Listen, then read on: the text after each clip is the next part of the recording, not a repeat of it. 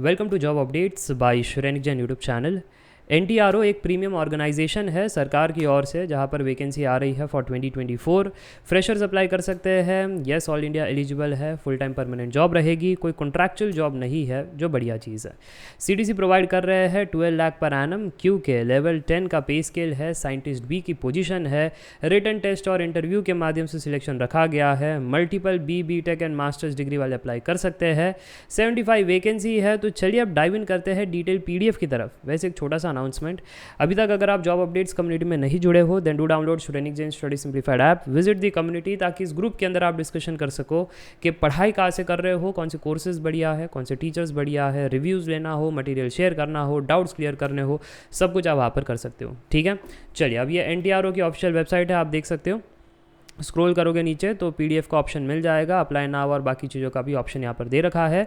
तो यहाँ पर आप देख सकते हो गवर्नमेंट ऑफ इंडिया की ये एक एंटिटी है, एक ऑर्गेनाइजेशन है, नेशनल टेक्निकल रिसर्च ऑर्गेनाइजेशन, और ये साइंटिस्ट बी की रिक्रूटमेंट निकाल रहे हैं फॉर 2024। ऑनलाइन एप्लीकेशन 10 अक्टूबर से स्टार्ट हो गया था। मैं वीडियो बना रहा हूँ 12 अक्टूबर को, इस चीज़ का ध्यान रखना है। ठीक है, और ये कब तक चलेगा? 8 नवंबर तक कहानी चलेगी। ठीक है, और यहाँ पर आप देख सकते हो दैट साइंटिस्ट बी ये गजेटेड ग्रुप ए का टेक्निकल पोजीशन है, जहाँ पर लेवल 10 का पे स्केल होगा, जो बड़ा इंपॉर्टेंट है। ठीक है, क्योंकि 56,100 रुपीज़ बेसिक पे के साथ साथ आपको डीए, एचआरए, पर्क्स, अलाउंसेस, बोनफिस, बेनिफिट्स, ठीक है, बाकी सब कुछ आपको मिल जाएगा। तो आपका जो सीटीसी बन जाता है that is 12 lakh per annum. बढ़िया सीटीसी है। 75 वैकेंसी यहाँ पर आप देख सकते हो। ईएनसी के अंदर 35, सीएस के अंदर 30, जियो इन्फॉर्मेटिक्स के अंदर 5, मैथमेटिक्स के अंदर 5, रिजर्वेशंस एंड अनरिजर्व दोनों के लिए है। अनरिजर्व की कहानी यहाँ पर है, बाकी तो रिजर्वेशंस की कहानी है। टोटल 75 वैकेंसी है। ठीक है, अगर हम चर्चा करें यहाँ पर अदर क्वालिफिकेशंस पर, तो सबसे इंपॉर्टेंट है कि गेट स्कोर नेसेसरी है। यस, यहाँ पर गेट ईसी का पेपर कोड चाहिए। पास्ट का 2024, 3, 2022 कुछ भी चल जाएगा। और जो क्राइटेरिया रखा गया है वो गेट स्कोर का रखा गया है, गेट रैंक या मार्क्स का नहीं रखा गया है। ठीक है, तो गेट स्कोर का रखा गया है।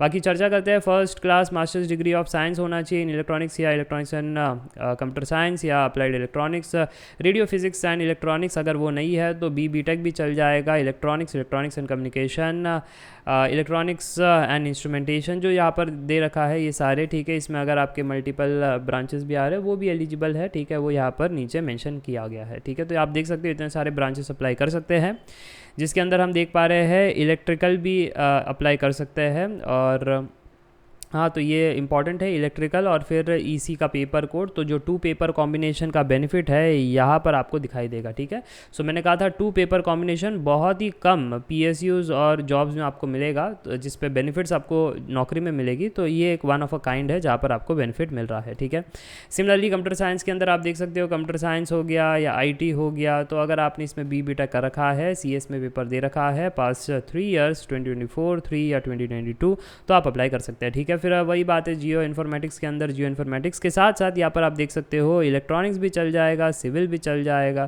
ठीक है, ऐसे बहुत सारे हैं, इलेक्ट्रॉनिक्स एंड कम्युनिकेशन ये भी चल जाएंगे। बस वही बात है, जी के अंदर आपने पेपर कोड लिखा हुआ होना चाहिए। मैथमेटिक्स की चर्चा करें तो B tech mathematics and computing में अगर आपने किया है या फिर मास्टर्स कर रखा है, एमए अगर आपने कर रखा है, तो गेट एमए का पेपर कोड चाहिए। तो ये यहाँ पर ये सारी चीज़ बताई गई है। ठीक है, कॉम्बिनेशन ऑफ 2 और मोर अबाउ स्पेसिफाइड डिसिप्लिन या स्ट्रीम्स इज़ अलाउड, तो ये मैंने आपको स्टार्ट में बता दिया था। बाकी यहाँ पर सीजीपीए जो है 6.75 होना चाहिए, जो इक्वेलेंट है 60% के। अपर एज लिमिट 30 ईयर्स होना चाहिए। बाकी अगर आप स्पेशल कैटेगरीज में आते हो तो रिलैक्सेशंस आपको यहाँ पर मिल जाती है। ठीक है, इसके अलावा अगर हम बात करें तो फीस जो है 250 रखा गया है। अगेन बड़ा दुखद बात है कि यार 250 क्यों रखा गया है, बट आगे इसका एक एक्सप्लेनेशन है। ठीक है, कि क्यों रखा गया है।